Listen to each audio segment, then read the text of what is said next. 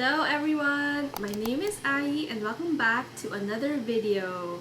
Today's video is gonna be quite fun because I'll be talking about the top apps that I use personally to kind of help me get my stuff together. So it's gonna be all about the apps that I use to be more productive and just to feel like I have a sense of control in my life. And don't we all just want that? So if you are looking for tools to help you stay on top of things, to help you be more productive, or to at least help you feel like you're productive and to be organized, this is the video for you. These apps are all found across my iOS devices, and before we get into the apps, I have my iPhone XS Max. It still works fine, like it's still fast, it still does the job. Currently it's just a little cracked because of the screen protector, but overall it's still pretty useful, it's still functioning.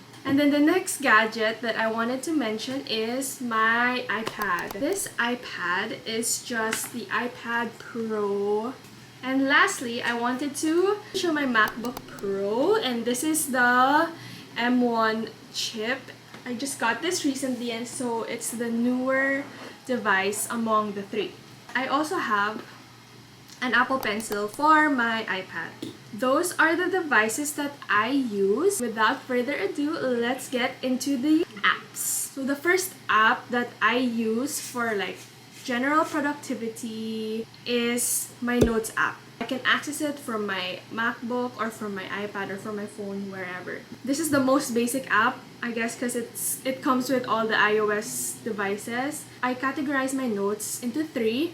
One is general notes, two is J. It actually stands for Jude because if it's related to Jude, it's all under that folder. The last folder is for YouTube, and this is where I keep all my captions, content ideas, and anything that has to do with my YouTube channel. I put it in that folder. The note I use the most here is my grocery list. So this is where I just put down all my grocery list items because I go to the grocery every 2 weeks, and it's just so easy to put everything here because it has the little check boxes, and if you're done you can just check box it and you don't even have to think about it anymore. It's just a more neat way to organize your grocery list. This is just how I categorize my grocery list. Other notes I have here are the books that I finished, learnings from books. I put it here also. Now for YouTube, I have here my captions basically for some of my videos already, where I put my favorites. So it's all in one list and it's easy to access. It's very useful actually. I'm glad that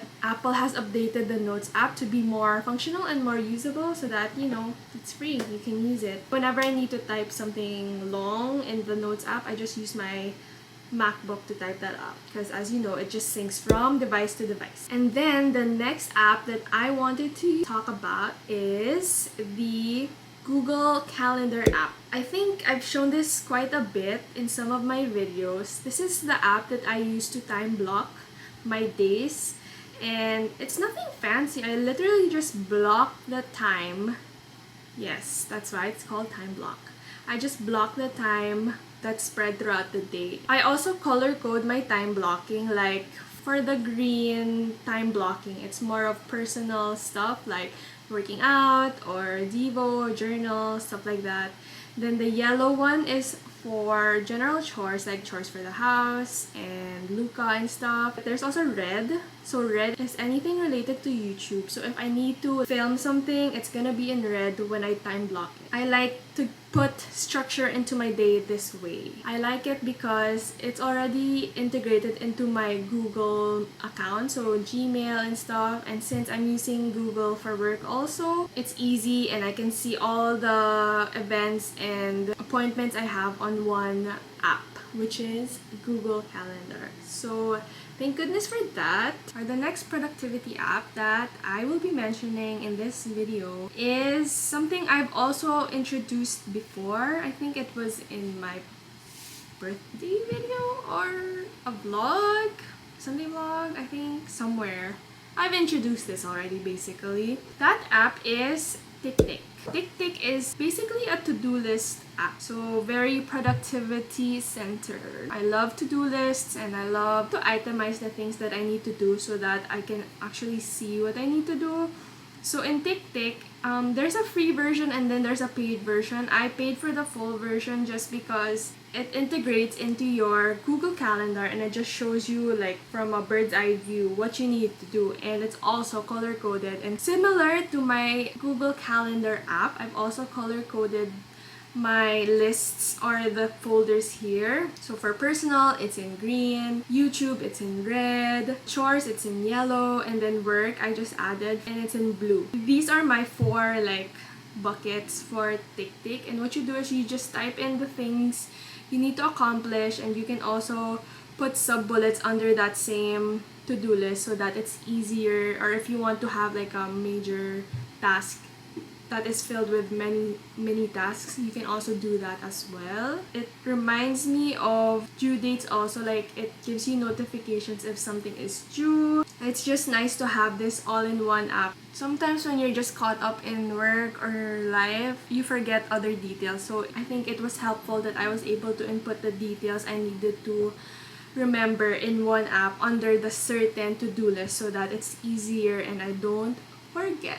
TickTick, I like it because I can use it across all my devices. As with all of these apps, I can use it across all the devices. But I mainly use TickTick in my phone and also in my MacBook because it's just easier to input things and move things around. So you can also prioritize your to-do lists. And that's it for TickTick. The next app that I'll be talking about is GoodNotes. And GoodNotes is an app that I mainly use on my iPad. GoodNotes is a paid app, but it's a one-time payment. I would think it's pretty affordable for a note-taking app. I love GoodNotes because it's legit like a digital notebook. Because if you have an Apple Pencil, everything just works together seamlessly.